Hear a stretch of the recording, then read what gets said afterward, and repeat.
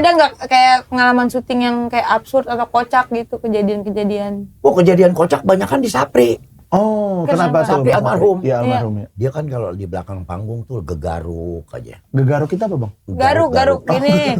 Kegedik. Gedik apa Gua lagi? iya. Gegaruk aja gua nggak tahu lu tambahin gegedik. Kan makin susah. Itu kan istilah Cikarang doang.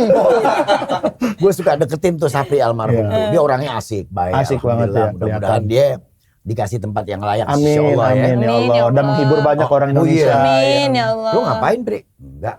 Alah, saya gatal banget. Gatal bagaimana? Rambut kagak. Orang yang palingnya gatal kan ada rambutnya. Kotombe, kutu.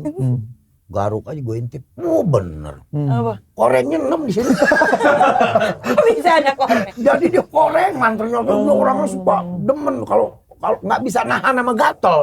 Gue garuk aja. Kan makanya gue manggil sama dia Sapri koreng. Dia bukan Sapri botak, koreng kalau gue manggil. Jadi dia juga kalau lagi pantun suka garuk-garuk Iya, gini iya. kan. Oh berarti bukan gimmick ya, karena gatel Bukan, beneran. apa mungkin karena pernah sering dibedakin palenya ya.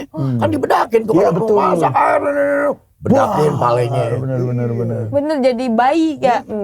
Dak anjing lagi. Kok banyak anjing